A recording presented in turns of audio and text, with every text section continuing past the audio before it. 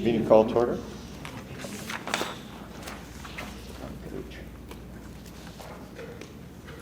Good afternoon and welcome everyone to the August 21st, 2023 special meeting of the Mentor Exempted Village Board of Education. Is called to order. This meeting is being held in accordance with Section 3313.15 of the Ohio Revised Code. Mr. Wade, please call the roll. Ms. Briner. Here. Ms. Cook. Here. Ms. Jessling. Here. Ms. Payne. Here. Mr. Tuttle. Here. Please join me in the Pledge of Allegiance. Could you bring the flag? Go.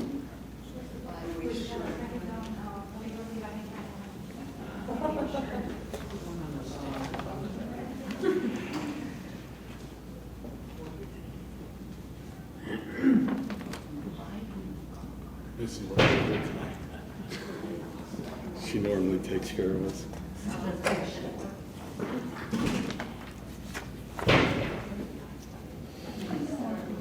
Can you put one up on the screen? Yeah, that's us going to do that. One on the screen?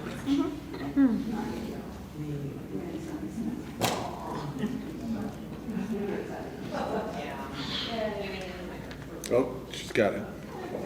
Thank you. Thank you. Don't forget to the camera. You good? Okay. I pledge allegiance to the flag Of the United States of America and to the republic for which it stands, one nation under God, indivisible, with liberty and justice for all. Thank you.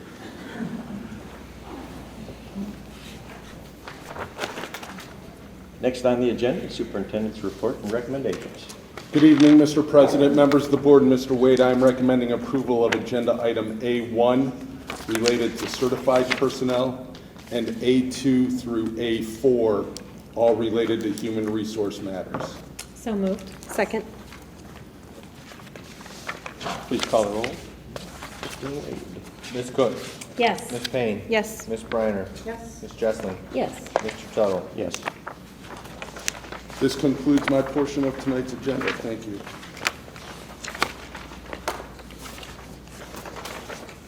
Next on the agenda, Board of Education report and recommendations. Subject is business.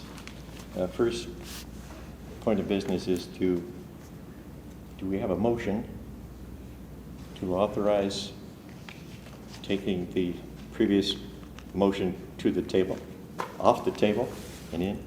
So moved. Second. Please call the roll. Mr. Wade.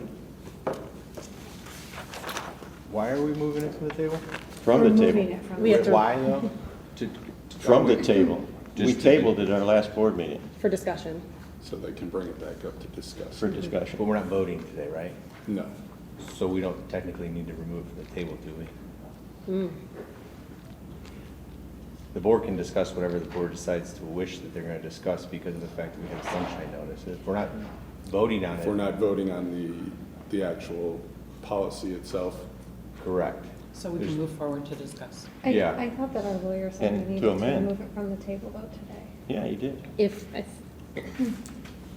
point of order. You don't have microphone, Go ahead. so you're really gonna have to speak up a little bit louder. Nobody has a microphone. I'm sorry.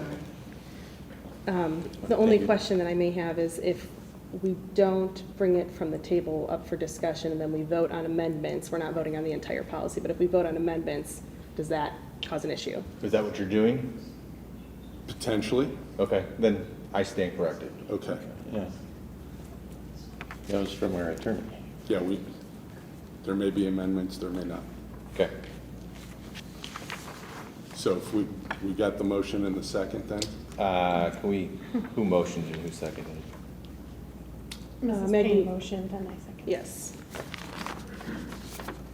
Please call the roll. Mr. Wade. 1 second, please. Okay, sorry. Ms. Payne, Yes. Ms. Cook, Yes. Mrs. Briner, Yes.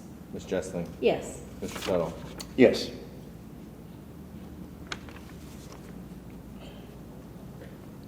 Well, the existing policy that we presented on August 8th is now open for discussion. Any proposals to amend it? Just to clarify, we're talking about 2520.03, correct? That is correct. Is there a way to put it up on this screen for anybody who may be here?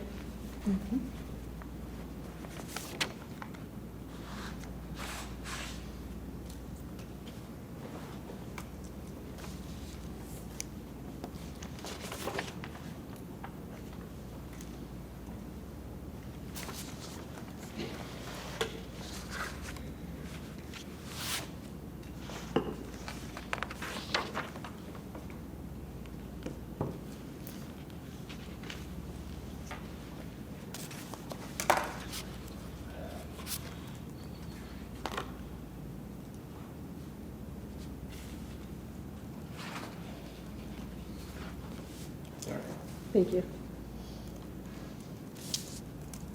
Mr. President, Yes? I move to amend this proposed policy by striking the subtitle process related to materials, sexually explicit content, and then the following 3 paragraphs. Point of order.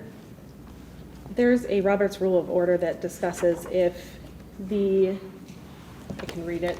Let me grab it.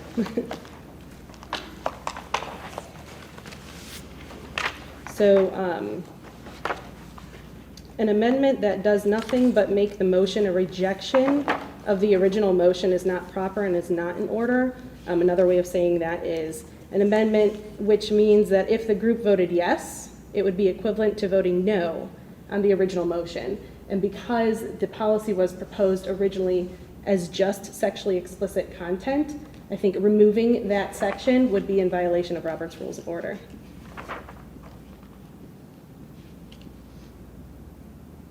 May I comment on that, or someone else want to?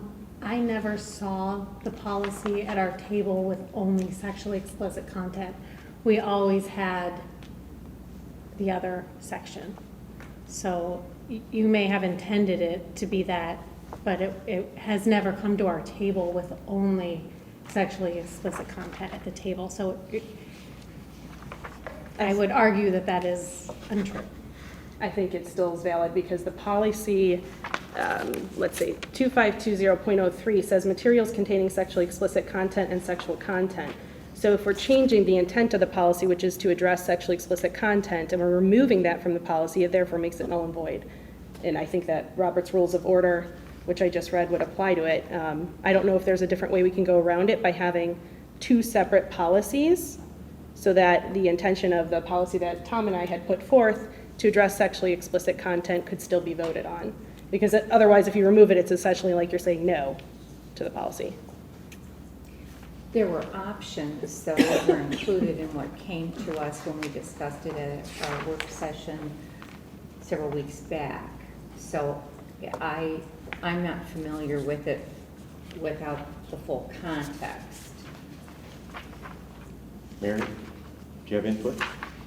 No, this is confusing.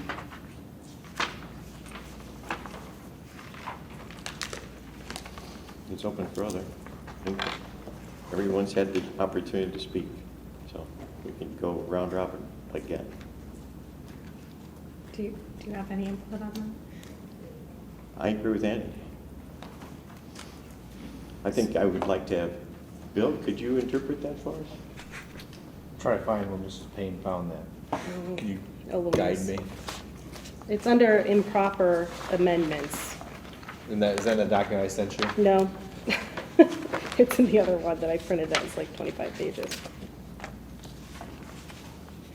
It's also in Robert's Rules of Order for Dummies, which I also purchased. So, just to clarify, your contention is that it would be improper to remove a part of it because why? Because essentially when you're saying no to the policy, because sexually explicit content is a majority of the policy. I would say it's equally balanced. It has always had both pieces in it in every draft that we've brought to the table. It would be just as if we were to take the other part out. I don't see a difference if you're taking one word out, 2 lines out, 3 paragraphs out. You're allowed to amend on the floor. You and I both spoke with our lawyer about that, and he did say that it was within our right to do that. To amend the policy, but not to amend the policy in order to basically vote no on a large portion of the policy. So I think we need to look into that further. I don't think one of us are parliamentarians. I'm in support of the majority of the policy. I would even argue that there would be more word count if I kept in the second part. The intention of Tom and I, when we proposed this policy, was to set a standard, because our job that I see it, is to serve the community. And I think the community has been very loud in their multiple challenges that they have put forth, and a lot of them align with sexually explicit materials, and pedophilia, cunnilingus. No, identical also aligned with that. It was about a father graphically raping his child as well. So, point of order, I'm sorry. I don't think that what we're talking about here is why. It's the Robert's Rules portion of it. Can we amend an amendment? And I think the term you used was improper amendment, is that right? I don't think we need to beat a dead horse. So I think you made your point clear as to why you wanted that in there. So I think we need to just address the Robert's Rules and the amendments and so on and so forth. Well, that's exactly what Annie read, was Robert's Rules on that. So that's what we're trying to find. Yeah. It's under the section as well that talks about if it's germane or not. Like, you can't make an amendment if it's not relevant to the policy. There's a few different things that you can't do when it's referring to amendments. If it's not relevant to the policy. That's a separate improper amendment. Oh, okay, you're not talking about what Maggie's talking about. But I guess the other question would be if Tom and I would still like to retain the sexually explicit content portion, could we split it into 2 separate policies where there's one on sexual content and one on sexually explicit content, and bring those to the table next month?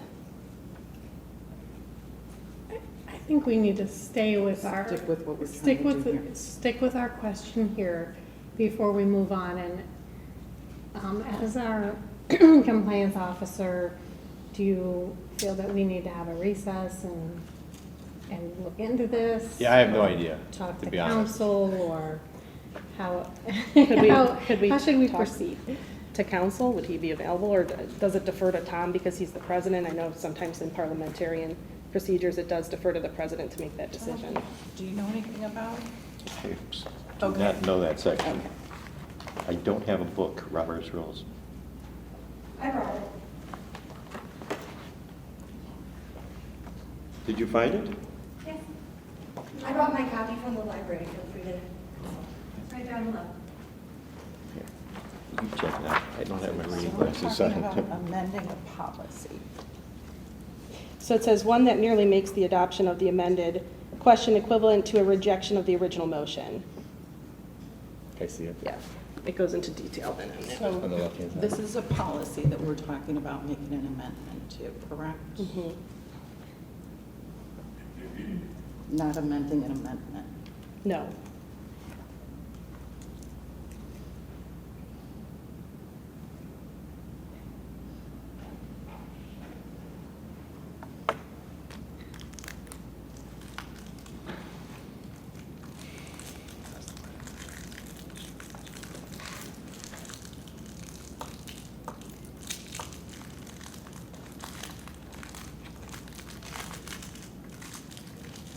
It's online too. I don't necessarily know if I agree with that interpretation. Taking something, amending it by striking it out doesn't do the same thing, because it doesn't make it necessarily the opposite. Because the example that they use here is, thus in the motion, our delegates, in quotes, our delegates must be instructed to vote in favor of the increase of the Federation dues. An amendment to insert not before B is out of order because an affirmative vote of not giving a certain instruction is identical with a negative vote on giving the same instruction. So like, they make it negative because they say not, they added the word not, so they amended the word not to it. So I don't know, I still think it So- could be interpreted either way, but I see what you're saying. Yeah, I mean, my interpretation would be that the standard would be switched to not include the standard doesn't preclude the board from amending it, but adding the amendment that there is, that it's the opposite standard, that it's okay to have sexually explicit materials, how I would interpret that, Right, okay, which I don't think is what is being, that's up for yeah. interpretation. that's discussion for the board. Yep. I continue to So hold can on to we, this. Does our Okay. motion stand? Does our motion stand? Per my interpretation of Robert's rules, yes. so then I would motion to amend the amendment are we able to pull that out and make it into a separate policy? Well, point of order, we have a motion on the table that we need to see if second and vote on it. You can amend can't them. amend an amendment You can. before it's amended. Point of order, you could still amend an amendment though, and then you vote on both of them. My understanding is it would be the first amendment, and then you could secondary amendment. Yeah, you might be right in that. But you can do an amendment You definitely to can the secondary amendment. amend, yes. Okay, that's fine. So the motion on the table is, So the motion on the table is to amend the proposed policy by striking the words process related to material sexually explicit content and then the following 3 paragraphs. And then we still need discussion on that amendment. And a second. Second?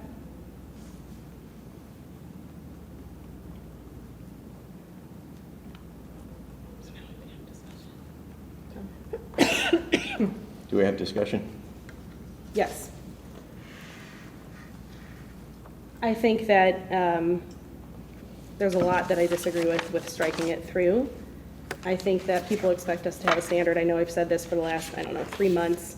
I think that if we don't have a standard, we're going to continue to have book challenges. We're going to continue to have community perspectives that are negative in their view of, what we're providing to minors. I also think that if you look at the actual definition, I don't find anything in that definition that is okay for minors to graphically read, view, and just to remind everybody what it says, for the purposes of this policy and those policy cross-referenced herein, sexually explicit shall be defined as any written language graphically, keyword there, graphically, describing or images, pictures, photographs, drawings, movies, or other visual depictions portraying sexual intercourse, masturbation, sadism, masochism, bestiality, fellatio, cunnilingus, pedophilia, molestation, rape, or incest.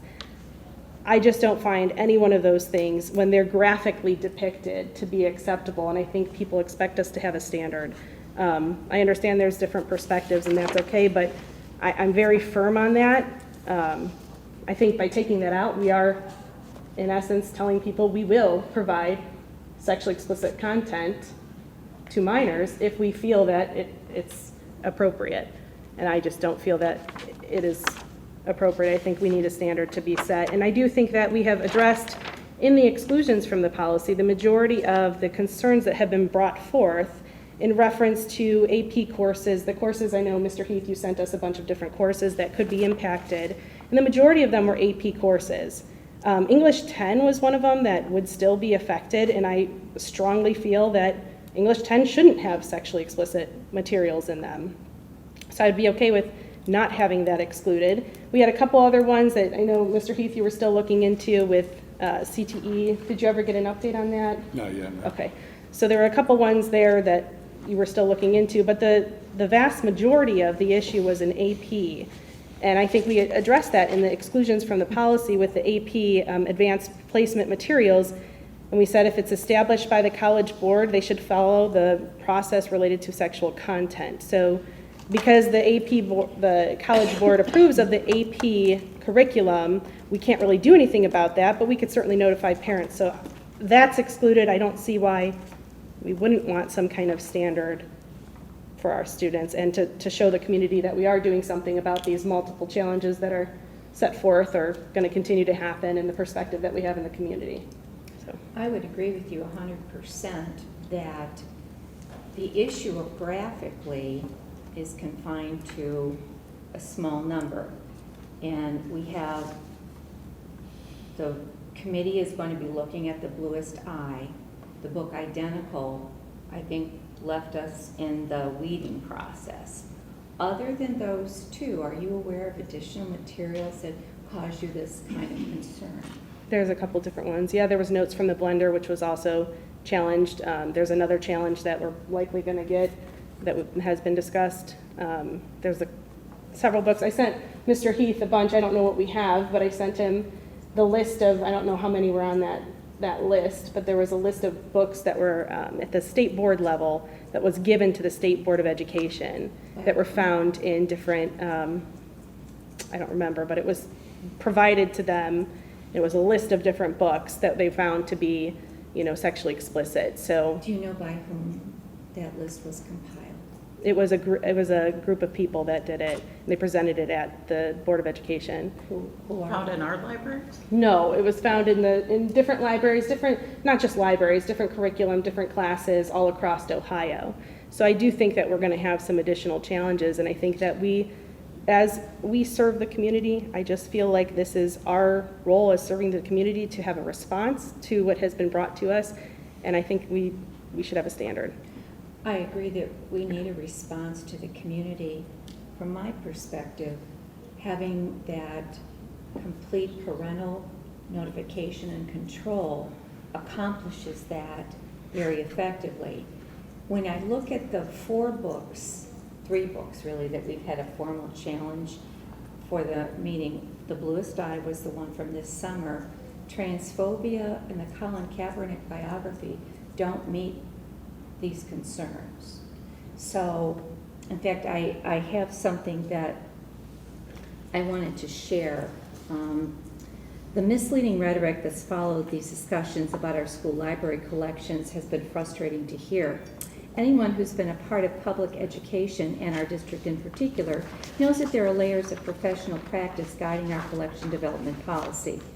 To imply anything else is simply untrue.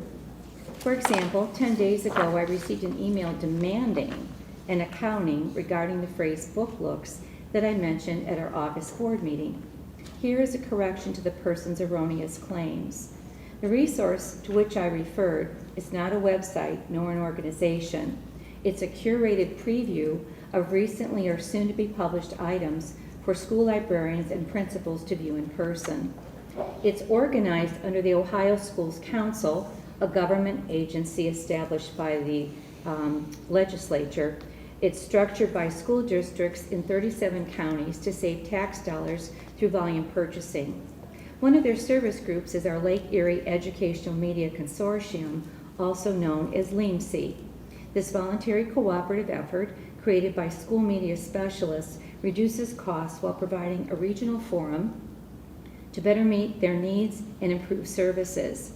Members receive up to a 43% discount on trade books, customized processing to prepare items for circulation, including the MARC records for online databases. The added bonus of free shipping and handling is another.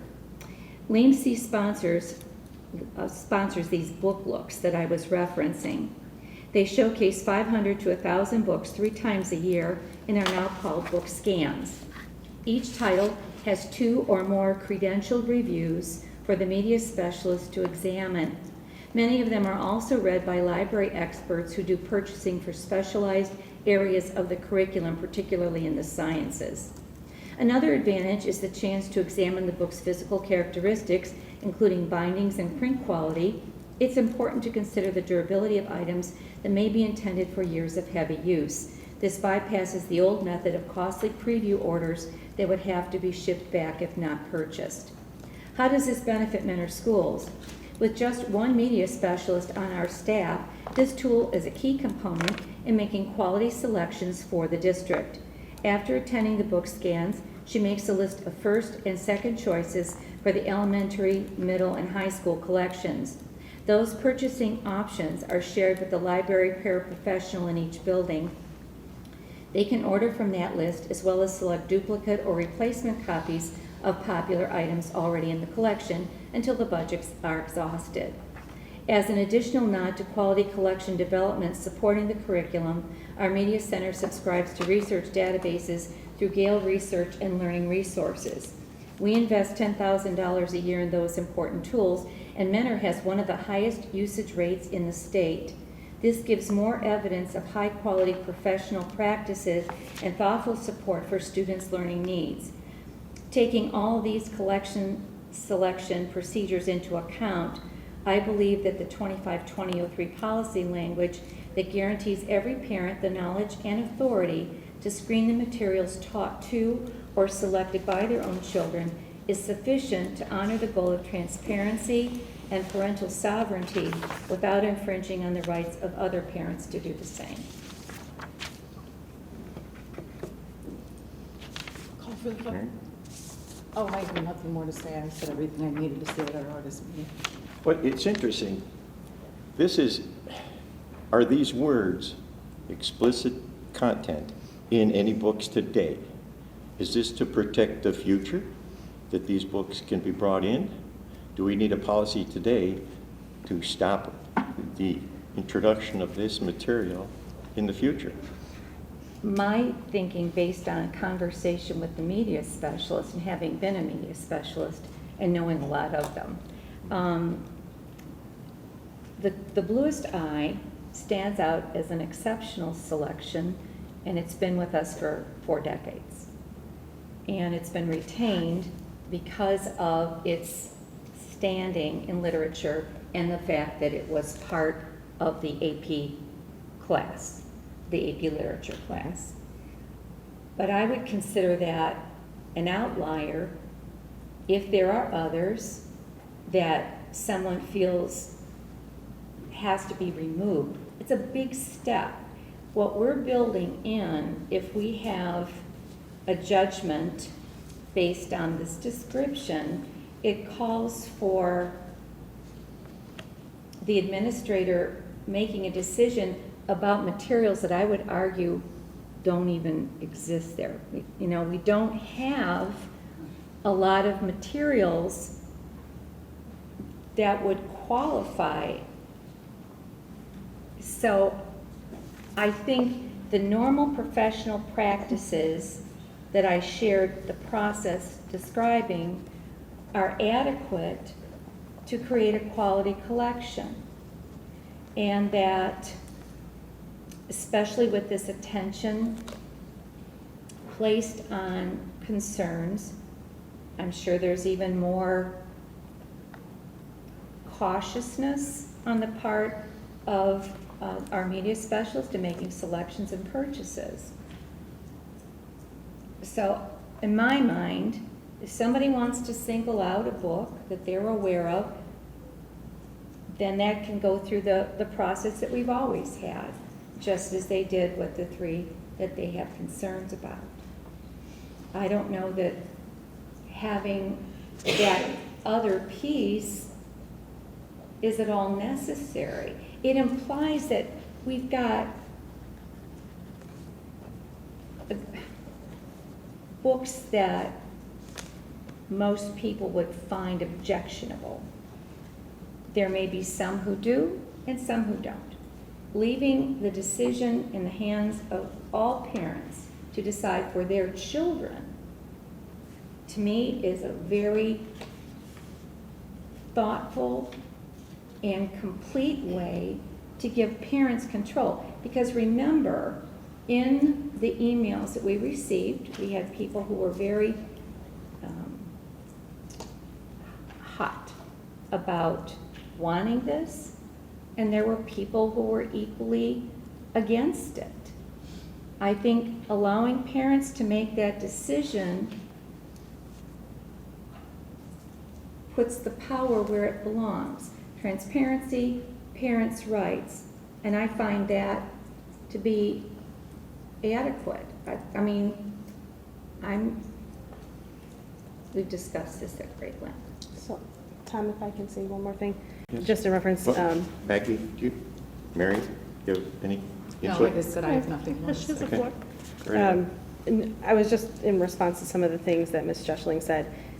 We see it differently. So you see it as it implies that we have a lot of stuff. I see it as passing a policy like this would prove to the community that we don't have this material. So I think our perspectives are very different on the way that we're viewing this. I just see it as another step. If we don't have a lot of materials that this would fall into, why not make a policy to show the community and prove to them that we're doing something about it, that we do have standards, and, you know, even if we have a mistake where we get something in that is very sexually explicit and graphic, that we've got some standards. So that's, I still have the floor. So I also think that you mentioned some of the book challenges. Now, those weren't all the book challenges. We did have, outside of the Bluest Eye, identical, but that was through the weeding process. We had notes from the blender, I believe, as well, and that went through the weeding process too. So it's not like we made decisions to keep or get rid of them. Those were weeded out.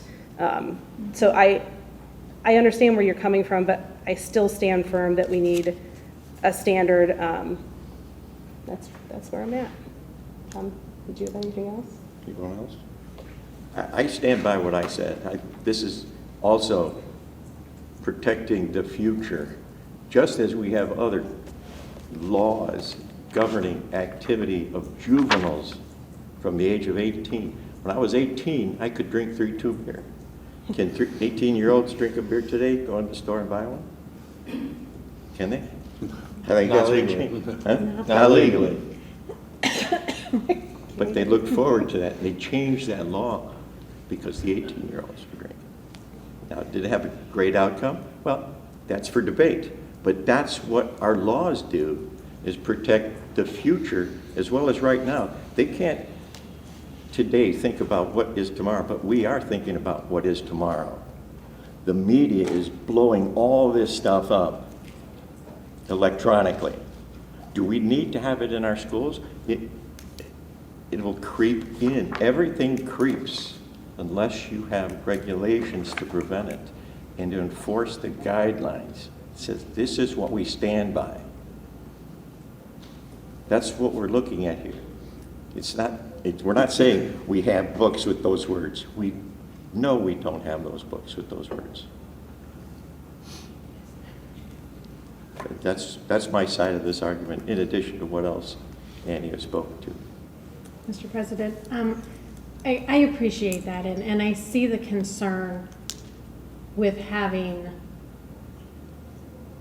pornography in the school. We do not have pornography. We do not want pornography in the school.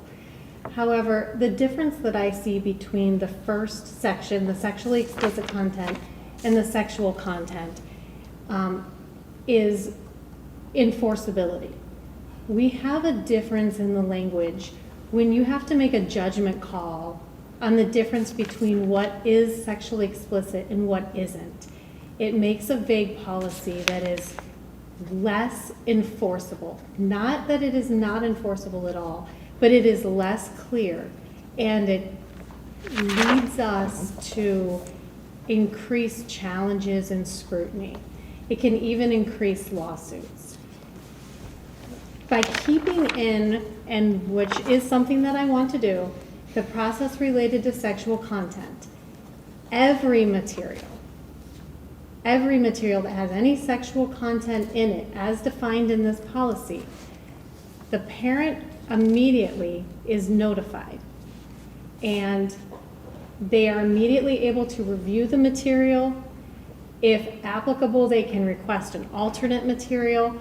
This is far different than saying, we just have all kinds of material around and we don't care and we hand it out and we are doing all of this harmful material to children. No, we still have a vetting process that Mrs. Jessling outlined very clearly to us. We have a clear vetting process.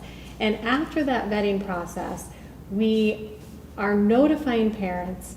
parents can review, parents can opt out. It's informed and people can make their own decisions. And furthermore, we still have the policy that we can take a book out if we feel that this book has just gone through all of this. And I'm not arguing that we may have materials that we need to remove. And I think that we've had some discussions at this table, and I know we'll have further discussions about that. And I understand this may be book challenges, but that's why we have policy, because book challenges are okay. If there's a book that comes to us that is extreme, and our committee decides that, makes that recommendation, our superintendent makes that recommendation, or the board decides that's 3 levels. But that policy speaks to something that this section doesn't, and that is that you have to read it in the entirety and look at it in context. And what this policy is if it's in there as a passage, you can take it out. And I just feel like removing material has to be given more careful consideration than that. That you do need to look at it in entirety. I do want the full committee on it, or our superintendent on it, because he has that authority to do that. And I want the board to vote on materials. I'm not saying we're not going to be removing materials. We may. But I want it to be with careful consideration.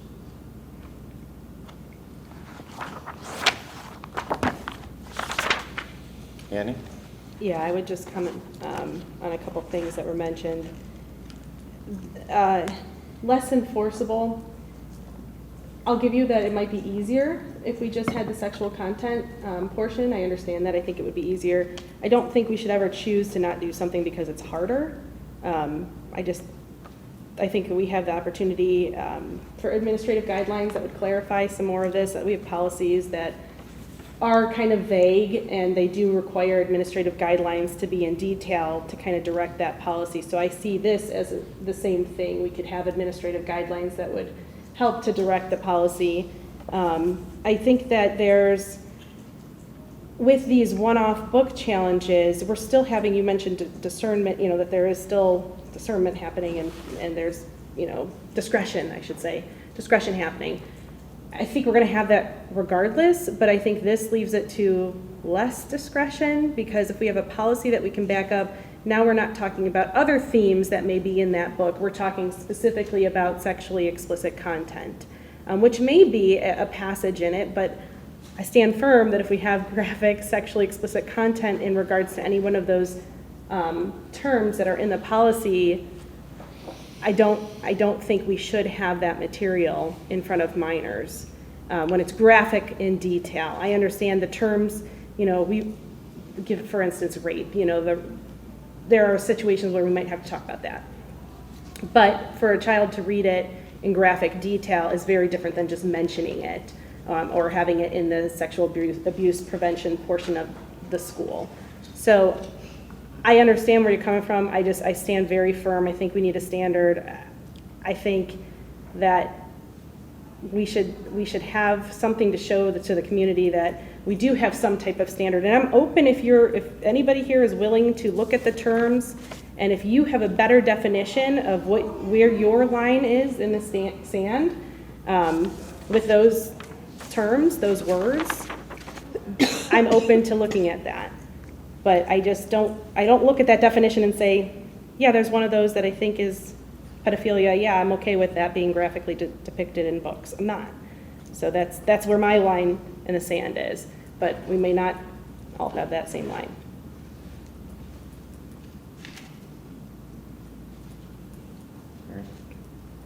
All right, Jenny. I would simply say that this process and the layers of thought that go into those selections are pretty rigorous. I'm fine with the book challenge, and until this year, there haven't been any. And in the case of The Bluest Eye, that book has been there for quite some time. I feel like we're putting in a lot of unnecessary, because the implication is that it is rife through our buildings, and I just disagree. You know, it casts doubt on professional practice. And again, giving parents 100% authority over their own children is the more important part of this policy, just in terms of the overall sensitivities and concerns that individual families might have. You know, the continuum of objection is broad. And what one family is fine with is not okay with somebody else. So to me, this piece of it is the important aspect, to give families the chance to do their own application of standards. Are we allowed to speak? No. No, no thank you. Why let it get that Discussion far? finished? Closed discussion? Any closed? I've said what I need to say. Mary? Mr. Wade, please call the roll. Well, why don't we read the, The motion is to strike the 3 paragraphs below, process related to materials of sexually explicit content. And that's the motion to amend the proposed policy. Correct. right,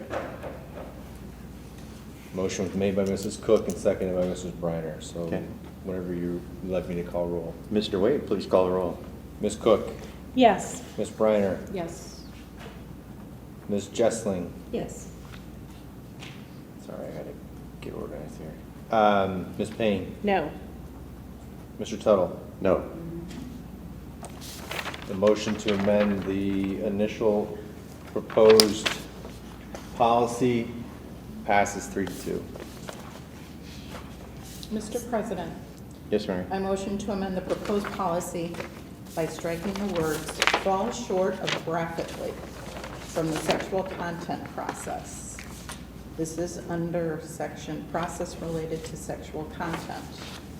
This will create a policy that notifies parents and guardians if there is any sexual content as defined in this policy. Second. Can you, what paragraph are you at? Yeah, where is that You're wanting to change it specifically? under sexual content? Because we're not talking, because the strike through in the top section? It's under the section process related to sexual content. What paragraph? It's in, I believe, the last paragraph for purpose of this policy, and those, For the purpose that of policy is this cross-referenced herein. Where is it? So the words that fall short of. Right there. Oh, I get it, okay. Thank you. Right above the exclusions part. So you're proposing, We're going to remove the words "fall short of" graphically is what I'm proposing. So it'd be more encompassing then, right? Yes. Correct. So that anything that has any sexual content would be something that a teacher Correct. would alert parents that they want to maybe consider something else for their child if needed. Right, so it's basically saying anything with sexual content. So I would also say instead of portraying, we'd say portray. portrays. Or portrays. Which if we removed Portray. the top Correct. section of And changing the sexually, word "portraying" to "portrays." if we removed the top section like we just did, that sentence doesn't really make sense without removing it, unfortunately. Yeah, because that's in reference to. Yeah, because we're referencing something that's no longer there.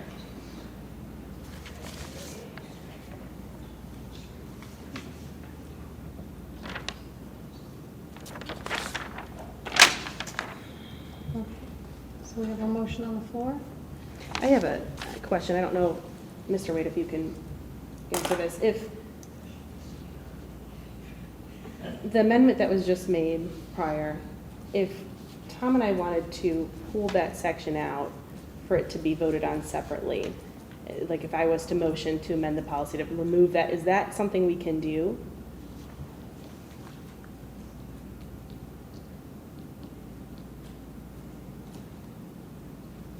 So your, I just want to make sure I understand your question. So your question is, could you make a motion to remove the sexually explicit content to make it its own policy, separate? Mhm. So like 2502.04, Right, so that they're two separate policies to be voted on in next month? it would be a first, we'd have to get clarification from legal for Yeah. whether that would be a first reading because it's a new policy. Based on the fact that we'd be renumbering it, my conservative belief would be that it would be a first reading of that policy. And would that have to be, would that be a motion to amend the amendment? Or would that be a separate motion to do that? You could probably just motion to have a new policy in its generality. I mean, we're splitting hairs, right? I mean, at this point, you might as well just amend that as a new policy. But 0.04. Even if we're removing it by amendment, can that be brought up as a new policy? I think if you get, Two? so I would say if you can get a motion in a second, it could go to a vote. And then the board as a whole could make the decision whether, To vote yes or vote. no on it? Correct. Okay, but so that wouldn't be with this, that would have to happen at the next meeting? Would take 2 meetings. correct. 2 Well, meetings. unless our attorney says we've had discussion on it and we could do the If we're second. creating a new policy that's just that, so that they're not, to me, and I have to go back and look at our new policies on creation of policy, that would be a whole new policy, be a first reading. I mean, for all intents and purposes, we could get clarification from legal on whether that is inherently a first policy reading, or is it just like a. Could we continue this discussion after? Because Yeah, we have a that's- motion on the floor, and I just feel like It's let's, getting a little What are we confusing. removing from that paragraph? Just fall short of graphically? Do you need that second, the part of the sentence that follows that? We're just saying any sexual content. Right. any sexual content defined as that, so it's clearly defined. But it's not, that's not an exhaustive list. I don't think that we need to have those words spelled out in our policy. Sexual content would be, I'm fine with it either way. If they want it spelled out, I'm fine with it. I just feel like it doesn't have to be graphically portrayed. If there's sexual content, then a parent is notified.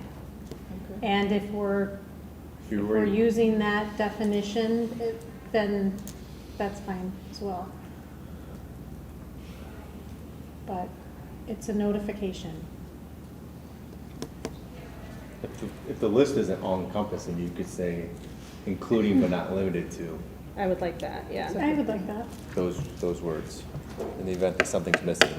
Because I could probably think of 3 or 4 that could be Yeah, added. I agree, Okay, yeah. so do we want to do this in one amendment or 2 amendments to fall short of graphically portraying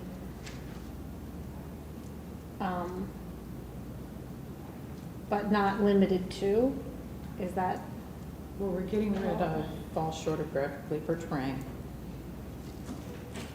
yeah. Do we want to add in the words that Bill Wade mentioned, including but not limited to, that portrays, or, Yeah, you'd say. That includes. Visual depictions that portray.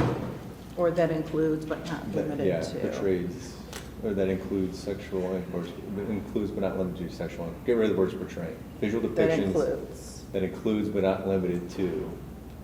So strike that all out.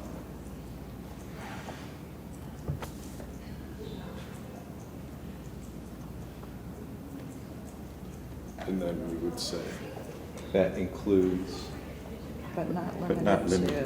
to, and then the list. But not limited to. So get rid of trace, get rid of falls Yeah, so short you of need a graphically. comma after includes and a comma after to.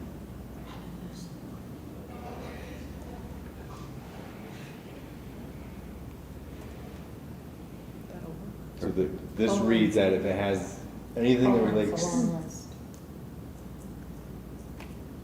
any of those areas as well as any other that would be considered sexual content would have to be whatever it says above it, just, You want a comma, you want a colon after the two, a semicolon, No, colon, a colon, yeah, because it's long the list. list. not a comma. Librarian got the chemist.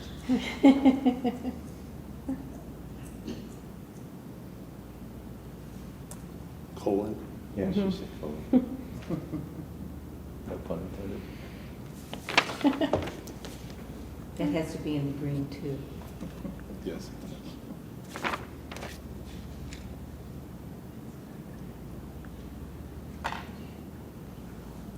All right, so does that capture everything in this amendment?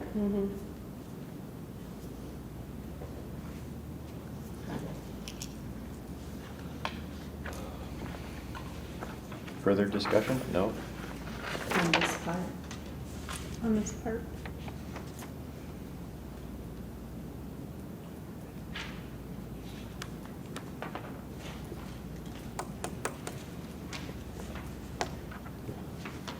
Mr. Wade. Ready? Ms. Briner, Yes. Ms. Cook, Yes. Ms. Jesslin, yes. Ms. Payne, Yes. Mr. Tuttle. Yes. Motion to amend the striking out of fall short graphic portraying and to add includes, but not limited to, passes 5-0.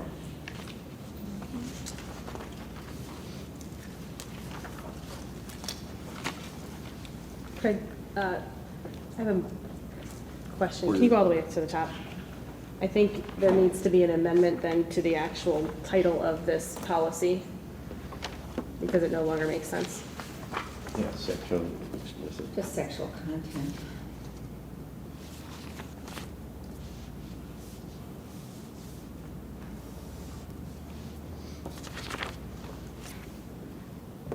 Is that the next Is that what you amendment? meant?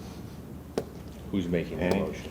Are you making that, Mrs. Payne? And, yeah, because it doesn't To make sense clarify it, anymore. right. So yes, I will motion to amend the proposed policy because now it just doesn't make sense. Although I disagree with removing that section. Second? Please call the roll. Mr. White? Ms. Payne, Yes. Ms. Briner, Yes. Ms. Cook, Yes. Ms. Jesslin, Yes. Mr. Tuttle. Yes. Motion to amend the title passes 5-0.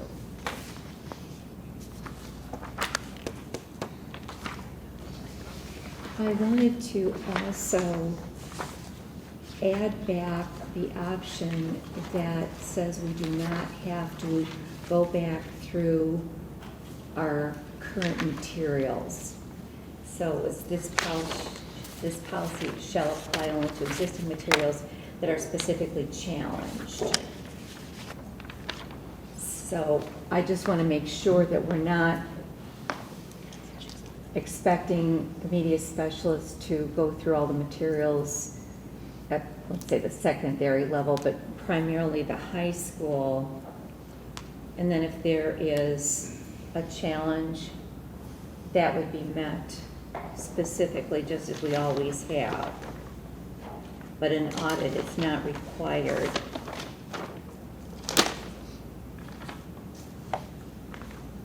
So are you motioning to amend that?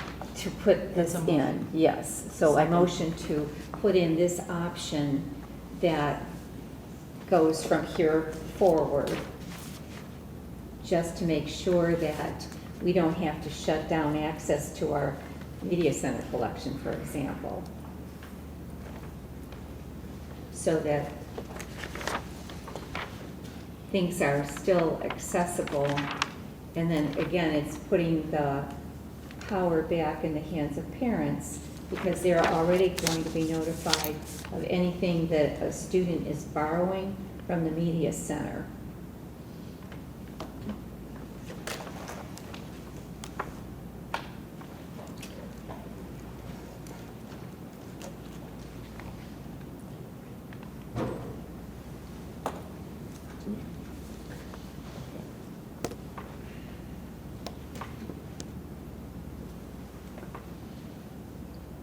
That doesn't contradict anything above, does it?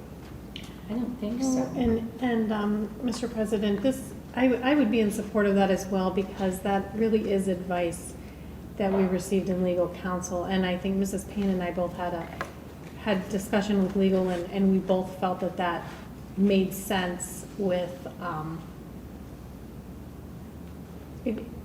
he did strongly advise us to keep this language in. I do have a point of order. I don't know, we're giving a lot of what was discussed with the attorney in this meeting, and I don't know if that's something that we are allowed to do or not allowed to do. I specifically wasn't doing that because I thought we were told we shouldn't be doing that, so. And Can you, It would probably be best if we didn't. Sorry, thank you. I'm in But support of what I this can- change. What I could share is that this option is one that it would protect our teaching staff. If they were to come across a material that has sexual content, this would allow us to make sure they're protected under this policy.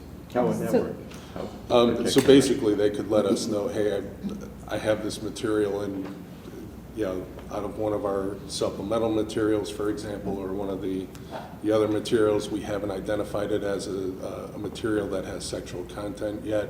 They could bring that to our attention, and we could then get that notification made. But if it were something that were to be read during a course, and it hadn't been identified yet, and a parent were to reach out and say, hey, this has sexual content in it, we weren't made aware, that's just kind of, it's a protection clause for our staff. the question I have is, would we not want, I understand we don't want to be like, go through everything right now. But is there an option to possibly include a time frame to audit the materials? Because I do think we owe it to, so that doesn't happen, so that a parent doesn't get something and the teacher doesn't know. We did have a situation with the slideshow even this year where there was a slideshow that was given and the teacher got it as a supplementary material online, showed it to, gave it to the students to watch when she didn't watch it, and then you had complaints from the parents. So I think it's important that they do audit their materials, but I also understand, not going back and looking at everything we just started. Right. So is there a, Mr. Heath, for you, do you think it would be acceptable to put a time frame on it, Again, I think by the end of the school year makes sense, because I believe from a curriculum standpoint, our English language arts materials are going to be reviewed this year. So that would make a lot of sense, since that's where a lot of the book challenges are coming from, are some of our materials coming out of those classes. And again, I think this allows us then, for teachers, even as they're going through some things, to say, hey, this is a material that we've been using, we haven't identified that yet, they can even bring that to our attention, and we can go through that process of identifying and notifying parents as well. I think library media materials should be excluded from that because it's self-selected by students. Parents will automatically be notified because in talking with the media specialist, the number of hours added up to 5 full-time. so are we talking about more amendments now? No, Or are you talking about Just- just keeping, but you're okay with going forward, edit. having them audit it for new materials? for the media center. Because I'm not reading it the same way as you. I'm reading it as going forward, they would apply this policy to any incoming materials. So you're saying you don't want them to do that? The process they follow, I believe, is adequate because the parent is notified. They're never required to read any of these items. The parent's notified immediately. If they opt in though, right? That was an opt-in option? It's automatic. They have to opt out, is my understanding. Could you The put radio that- button is on. From the, From the From library? the Infinite Campus. thought it it's a was yes or optional. no selection, And I so they think have to it select either defaults yes or to- no. I So thought there's it- not a default. There's I no thought there was a default. default to yes, no? No. It's an Okay. opt-in, Okay. yeah, so So that this- doesn't apply. But And that's not how that reads though, too, to be clear. It reads from a policy standpoint that it's only for, it would not apply, shall only apply only to existing materials that are challenged and any library media materials and instructional materials and supplemental materials that would be first introduced to circulation and accessibility. So, so if they're new, it would apply to the correct. policy.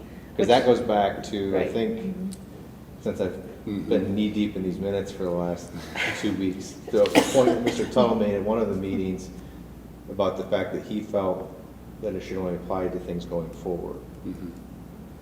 So is there a way, I guess this would be parliamentary procedure, I don't know how this goes. So if we're okay with some of it, but the portion that says this policy shall not require any board employee to conduct an audit of materials currently accessible, that part. If Mr. Heath is saying that by the end of the year they will audit it, I wouldn't want to put anything in writing saying you're not supposed to audit it. Could we remove that and just not speak to it and then have it in the administrative guidelines? Is that, I don't know how I need to propose that. Where the administrative like a good guidelines move. has a timeline I of would- what we would want it to. For it to be out, because that's pretty definitive. If we're gonna really put it, I think that sounds like more of an administrative guideline piece. This Right. policy Shall not apply to require existing board materials employees. that are Mhm. challenged This would versus- require the media specialist to read everything that she buys. That's not feasible. I don't understand how you're getting that from this. This policy will require, it applies to existing materials that are challenged and any library media materials when they are first introduced to circulation or accessibility. That requires her to read it cover to cover. That's just not feasible. But you just proposed this amendment to the policy. You're saying you Well- want this. Well, So, I'm but, confused. but I'm not, my mistake. I thought we were talking about what was already there, but not requiring the media specialist to read everything she buys. So are you motioning to remove it, the amendment that you just put forth? I would exclude library media materials. Instructional and supplementary materials, that's the teacher's planning process. He or she is introducing an item for student use. That will be read cover to cover in the process of creating your plans and projects and so forth.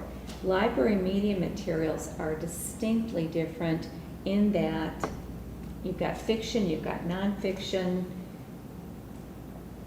They're quality materials, but there may or may not be some, let's say, a casual reference, because this is all sexual content. So there could be something that's relatively benign to most people, but for someone else, maybe not. So the library media materials, I just don't think it's practical. It's not possible to do. And this is where I think having the policy that's sexually explicit would answer some of that, but. She'd have to read that, everything. That's just not feasible. She's going by, I explained the process of selections, and so it's a pre-curated set of materials. If she adds something that's not part of that, she would read that. But it's the feasibility. She's buying for the entire district. Well, maybe we should look into getting her some help, because it's not right to have one person doing all that anyways. Well, But that's besides, how I do mean, we spend for that professional to have another person doing that part of the job? Maybe that prevents another kindergarten section. We're trying to be very strict with our dollars. So I look at the media center collection as being easy to check. Nothing's required. The student self-selects. so point of order, can we get a clarification on what is actually being amended right now? Because Do we know? she put forth the So, motion, but it's different than what this is. I just don't want the library media materials included. Instructional and supplementary, we're not going back and going through an audit. That's the part I'm focused on. So my mistake, you're right. I should have seen the library and media materials that would have to be read cover to cover before introduced to circulation or accessibility. And I know that that's not feasible. So you're proposing then this optional paragraph with Without those these three words the four removed? words, correct. I think this changes the whole policy, because at the beginning, we're talking about all of our materials. We're talking about library and media materials, we're talking about curricular materials. I understand that it is comprehensive, it's a huge undertaking, but that really is what we are talking about. I mean, library and media materials doesn't just occur in that option, it occurs throughout the policy. So I think that by taking it out here, doesn't, It neuters the opening paragraph. it does, it's library and media materials that are in or out, and Well, giving the parent access and control is the goal of the policy as I understand it. So the notification comes from the parent being alerted to the fact that my son or daughter selected these 3 books. The parent then can interrupt that process and ask them not to read the book, return the book, whatever they would like to do. But otherwise, one person has to read all of the secondary materials. I have a question about, just in response to what you said, what we have right now for library materials, the notification system is an opt-in system. So parents can opt into the system to be notified of what their child is taking out, correct? So it's not just they're automatically being notified anyways. You have to opt into that in order to be notified. I just wanted to clarify that, because what you were saying was different than what. So when they go through Infinite Campus and do their annual update, that's one of those questions that's a required answer of them. and that would And be that- on any content. And that doesn't apply, though, to classroom reading materials for like silent reading time, correct? It's just actual library, not classroom libraries yet? Correct. Okay. 'Cause that's the Yeah, only it's our thing. media centers. It's at this point. digitized, and there's a way to do that. And that's why I think this policy is very protective of parents. It goes a step farther. If you're reading any book anywhere, this would be classroom libraries, the library from the school, anything that has sexual content. It's not it's not if you opted in, it is saying you are notified. So are It's we- very strong. Are we voting on, can we clarify what we're voting on for the amendment? Because we've heard different things. Or do we need to go back and vote on the actual amendment? I don't think we have a second on that, do we? Yeah, second. Yeah. Sorry, I apologize. Did you second on it to take out library media materials, or was it just to add the option? No, it was as written. I think you can motion to remove your amendment. Isn't there something in there like that? Yeah. Or can we just agree that, We're like, digging deep. can we just say, I mean, Because one other thing while Bill's looking that up too, when we get into this, we can do, we can spell out within administrative guidelines some of this too. Because I had a conversation late last week with our media specialist as well to kind of, because I wanted to understand her full vetting process too.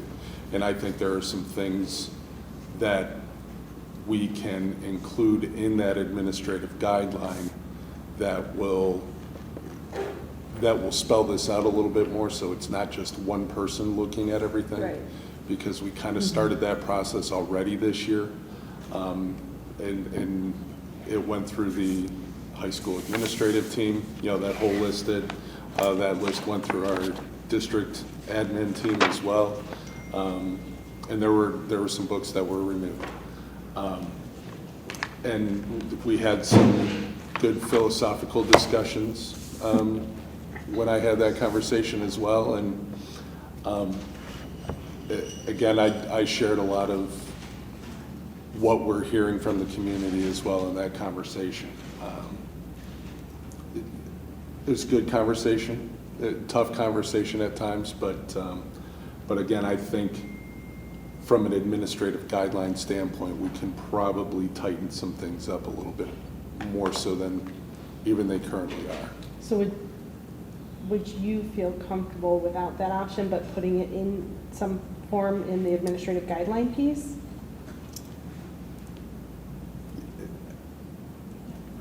Again, the only reason I would like that option is because it protects our staff. And that's one thing that I want to make sure that we're able to do is just protect staff. That's the only reason I would say, yeah, this probably needs But to be you're there. okay as it's written? Yeah, I'm okay as Including the it's library written. and media materials. And then making sure that within the administrative guidelines, we are very clear in how that process and that vetting process works every single time we place an order. So the way that this policy reads, this option, when it says this policy shall not require any board employee, in practice then, let's say a employee is going over their materials, they're like, oh gosh, I didn't know this was in there. The way it's reading to me is saying that they're not going to do anything about it until it's challenged. And I don't want it going to that parent step. I would rather the teacher be able to say, hey, I found this. Now it applies to the policy, even though they're not technically auditing all of their materials. I just don't like that this policy shall not require any board employee. I think that piece can be more described in the administrative guidelines. Yeah, and again, I think what that sentence says to me is we're not requiring every board or employee to go through that process, but if they do go through that process and identify something, they can bring that to our attention as well. And again, I think spelling that out in our administrative guidelines is something that we can definitely do. Could we put that, like what you just said, In in there? So after the end sentence, however, if an employee, finds material that would apply to this policy, they should provide it to their principal? Something like that to speak to that situation? So to I have just- that in policy as opposed to Right. admin guidelines. If we're gonna have the previous sentence, yeah, I would like to see it in the policy. I think it would make more sense. Because this is the way it reads to me, and I don't know if the community would read it like that. Some people in the community might, that we're just gonna let it all go until somebody challenges it. Whereas teachers are looking over their material a lot, and if they do find something, Yeah. they should bring it to the principal. So That makes sense. to that does make sense. And what if we were just to add after policy, or unless it is brought to a teacher's attention? Or something like, brought to a teacher's attention, they will inform their administrator. If an employee is aware of If they find Sexual or made content. aware, Yeah. they should provide that information to the administrator, or to the principal, Yes, they should something like that. report it.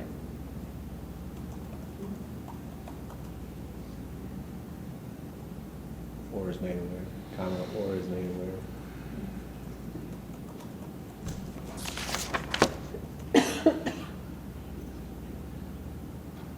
This is so slow. Is that you typing, or? Yeah. Just get those little, put some big fingers on that little keypad.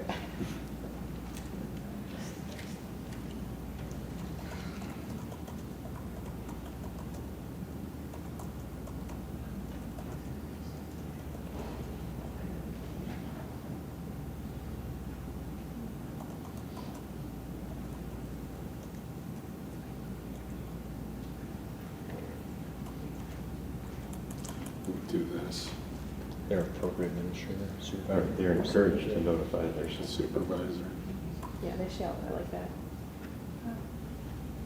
They shall notify? Well, it's like, they should, Wouldn't- for sure. Wouldn't it be more so that they would follow the policy of notifying parents? if Right, this they is would Oh, a yeah, just- they would, so they They shall should- notify the parent, they shall not, well, I mean, what's their I think this is getting at principle gonna do? identifying it as a sexual, as a Right, material that asking. has sexual you- content, because it hasn't previously been identified yet, is what we're getting to. So that So would the be teacher would law? bring that up to their supervisor, and then we can label that as sexual content They should know this and for- follow our policy. then. For final determination of policy Yes. implications? Or Yeah. For supervisor, to Mary's point, for a final determination on policy implementation. That's, I mean, I understand. Yeah. what Yeah, you're because I saying. Yeah. think That we makes need sense. Because it's to- not, yeah, because. I think the next step is, are we using this material, and if so, parents need to be notified. And teachers, to your For the point, to policy. protect teachers, if an administrator is involved in that decision-making and they're not left out to make it on their own. Correct. And if it's a material they're not using, then we need to decide what we're doing with that material. mm-hmm. That makes sense to me. Good with that, Janet? I'm just, the prospect of the media specialist having to read everything cover to cover is the part. So for example, does the book get marked? So do we want to take library and media materials out of this policy? Oh, my God. Because it sounds like we already have a process for that. Yeah, in my mind, if a student borrows an item, their mom or dad, guardian has that box checked, so they're getting feedback on anything a student borrows, then the parent can decide on whether that content's suitable. Because short of her reading everything she buys, it's, if she misses something, I don't think it's feasible to do that and have a library collection. Right. I would be completely against changing the policy to that degree. I think we've already made a lot of changes to the original intent of the policy. And if we are to do that, I think Tom and I would probably pursue proposing a different policy for sexually explicit content, because that really takes out a lot of the majority of the So you want policy. her to read all the books she would order or order nothing? I think she needs to be cognizant of any sexual content, yeah. Well, when we read any of the classics in school, there can be details of sexual content. In Shakespeare, there's details of sexual content. So our policy is very broad. In my mind, we're investing the power in the parent to make a decision for their son or daughter. So she has to, the media specialist then would have to not just say, your son or daughter borrowed this, but this book may have sexual content. And we could make a general statement that not everything in the media center is clear of perhaps some sexual content, such as To Kill a Mockingbird, or Anne Frank's Diary, or Of Mice and Men, and 1984, and lots of others that would fall under that classic category. So, I mean, But remember that this isn't saying that they can't Right. buy a book or that we can't have the book. It is just notifying a parent that this may contain sexual content that you might want to look at. I mean, in my mind, the only feasible way to handle that would be a general notification that there could be sexual content in some of the books we have, to please be aware of that, because otherwise, marking the book, first you'd have to read it cover to cover, and then I just don't think that that's, I see, I feasible. see your concern, but I think that that can be worked out in the administrative guidelines and what we, just Right. hearing that the community, we do have some people that are very concerned and they want to be involved, they want to know. So I see this as a compromise to assure them that their children are not being exposed to sexual content.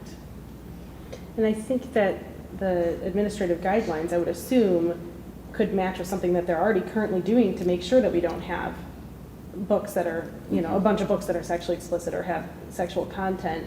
So I'm sure we're doing it already to a certain degree, but to Mrs. Cook's point, I think we could include that in the administrative guidelines, but I agree. I think it would give some peace to some of what we're hearing from the community to at least have this. And again, when I write those administrative guidelines, probably part of that conversation is going to be with our media specialist to say, okay, here's what we're writing. Is this feasible? Is this doable? If it's not, how do we adjust that a little bit? How do we get more eyes, more people to the table to have those types of conversations? Yeah, just as part of that vetting process. Can there be a disclaimer that goes with those little yes or no buttons so that the parent would be aware that, for example, To Kill a Mockingbird, there is some sexual content in it. Lots of books have nothing. But there are books at the high school level, particularly, that might have some. It could be in a biography. And it doesn't have to be explicit, but it still would be, maybe something that an individual objects to. I just don't. You're talking within that annual update where they're making that selection for the emails? Yeah, like Just having a to be disclaimer aware. piece So in there as well. If you want to know what your student is checking out from the library, because it's different than your class, certainly different than curriculum. Curriculum, it's specified, and Right. you're studying these 9 books or these 4, Right. whatever it is. But here, an individual has thousands of titles on the shelves. She's not checking them out. My guess is they probably have student assistant, maybe they check their own things out now. And just like you would at the public library. So if something has Diary of Anne Frank, there is some sexual content, short of tagging, I don't think it's, So we have a motion on the table for that whole thing now, right? Is that what we're all going to be voting on? Just Then with to the clarify? corrective on the administrative guidelines to work through the, specifically that vetting process for Mm-hmm. library media center materials. yeah, I would just say collaborating. Because the other piece is, if there was something, let's say Diary of Anne Frank could be at the middle schools. We've got a library paraprofessional. There's a lot of rotation. They're not Right. particularly long-standing in that job. You're expecting somebody who's just kind of keeping order and making sure materials are going out with, despite being checked out. It's not realistic to expect that individual to say like, oh, by the way, or shoot an email to the parent. So on the flip side of that, if a student checks out books and the parent is notified because they've selected, they would like that notification, they can look up. Lots of times, without reading a book cover to cover, there may be a nuance of something that wouldn't be covered in a summary or a description. I don't know. So just that disclaimer, that would be a starting point to serve as an initial To be aware, notification to correct. parents that there could be Some some sexual content included in the materials that may be on the that they're checking shelf. out. So, especially like when we were talking about the classics, they're, you know.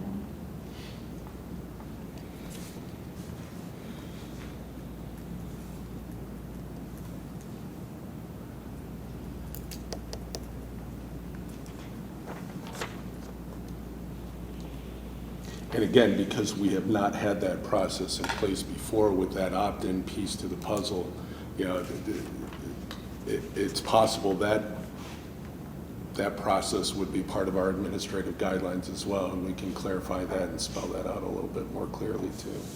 And she'll know what she thinks she Yeah. can manage, because if we have an expectation for any employee Mhm. to do this job, and it's not possible to do, that's not, Right. it's not a good policy and it's not fair to the individual. So she would be in violation of a board policy. She didn't read everything that she bought and note it. And you have to know, like, this book, out of the 50 I bought, this book has on page 73, this. So how is that administered? She'd have to know what was in everything and alert the kid taking it out or the parent of that kiddo. I don't think it's realistic to apply that in the media center. Right, which is why I think the policy, leaving library media materials in, because it says we're not requiring any board employee to conduct the audit, like, on themselves. You know, we know it's gonna need to be a process that we have in place. So we're not going after the media specialist with this language because. But anything new she buys. Right, it would apply to anything Anything new, new. which I think is the Anything intent new, of the and policy. again, she's allowed to buy things with sexual content, it just Right. needs to be just needs to have a notification on it. So do you mark the book? Maybe. Yeah, we Yeah, have to I mean, figure out there how to do needs to that. be Yeah. something, yeah, they're gonna need to figure that out Yeah, with administrative guidelines. I agree.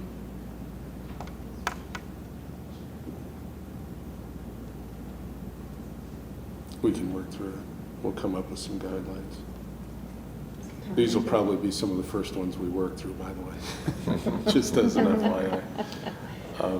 That'll be our work here in September. I just think it's important that we create policy that's possible to administer. That's feasible. Uh-huh. And I would agree with that, but I think we never want to not do something just because it's hard. We want to provide extra help so that it's not on one person, absolutely. But I don't think it's ever a good reason to not do something because it's going to be hard. We're responsible to make sure it's not that hard for that person by providing extra help when needed. And again, one of the things that, when I was speaking with our media specialist as well, was incorporating the principal at each of the elementaries, at each of our middle schools into those conversations too, similarly to what we did with our high school book order here this year too. So I think there are some things that we can put in place that will not put all of that onus on one person, which unfortunately has been the case for the last few years. So Tom, do you need to call? Okay, so we've got the motion for Yeah. this optional paragraph with the new sentence at the end of it. Is that correct? Around the table?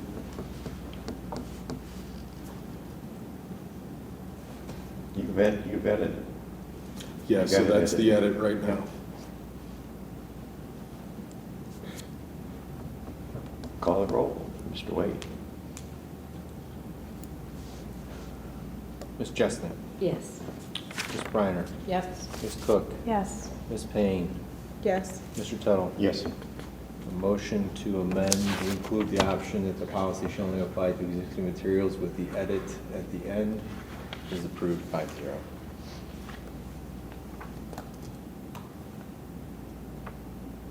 So I'm going to pull that up into the other document up here and place it where I believe that would appear here. Mr. President, I would like to move to amend the proposed policy to include the words, advanced placement materials established by the College Board shall follow the process related to sexual content described herein to the exclusions from policy Where's coverage. that? Okay, hang on. Do one more thing.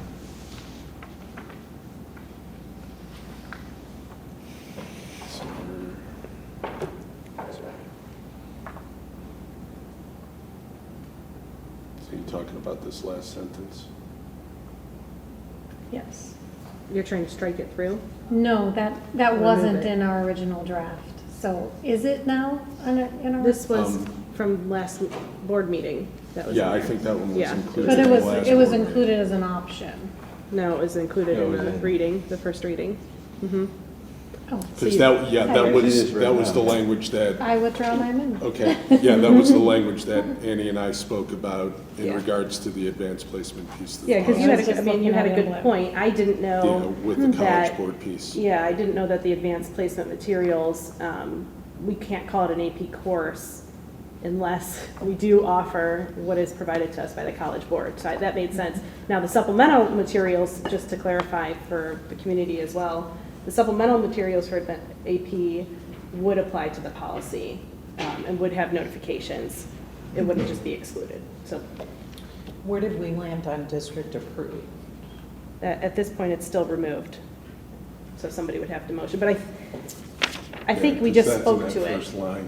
By doing what we just did, I think that speaks to what we're looking to. So by adding Mhm. this,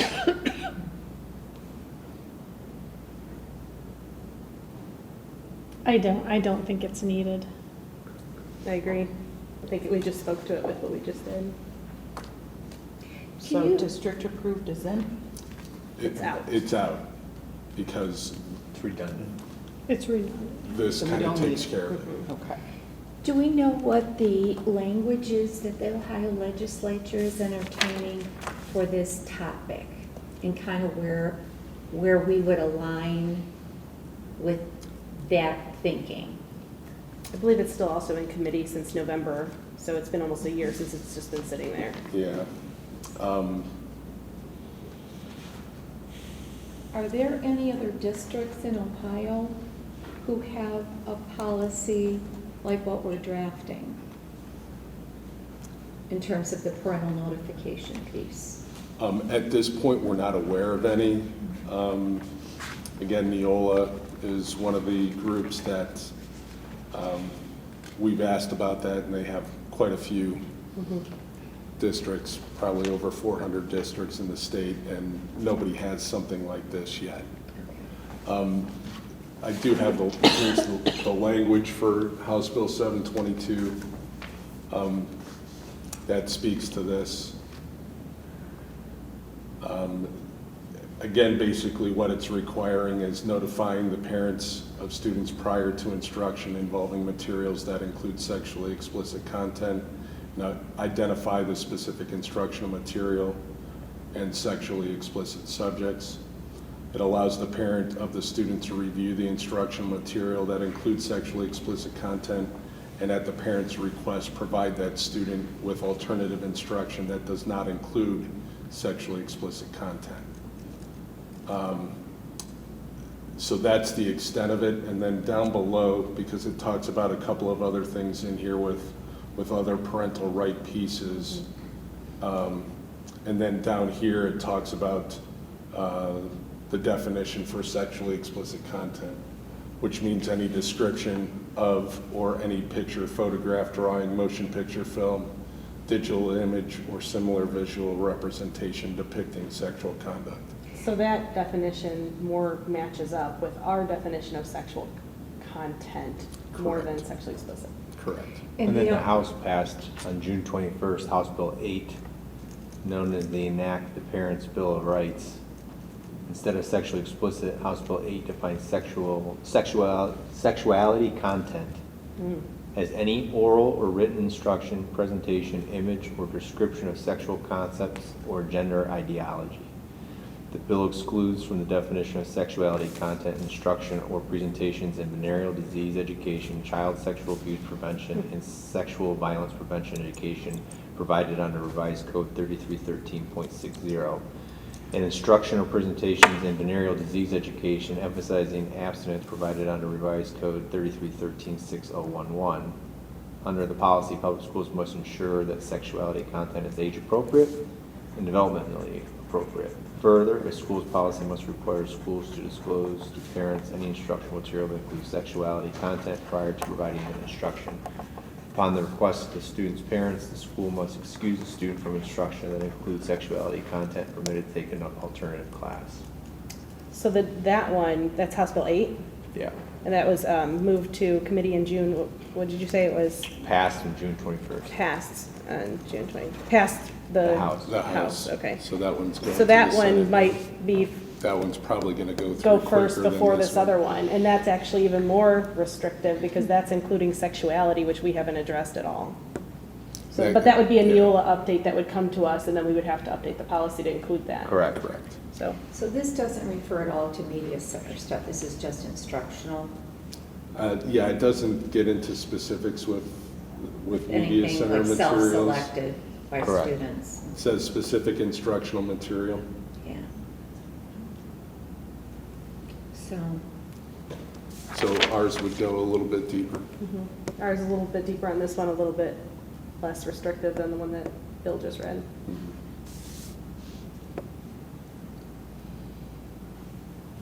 And again, you never know where either one's going to land. to be Right. honest. But that's the nice thing, is the With nice the- thing about 100%. Neola, is that they will update us. Yeah. As soon as the When House, those things as soon as the impact law's us. passed, we get updated. Which is different than what we did have in the Correct. past. That So is if something correct. changes, we'll know and we can update it. Correct.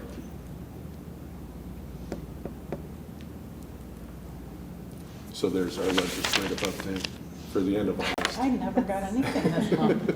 Oh, it just came out. I Did it saw finally? something from Scott Pelliter, but I didn't get Oh, an update. I never got anything last month. oh, a month ago, but For the we just August got one meeting. today from Scott, right? I got something, but Yeah. not our legislation. Not that I saw.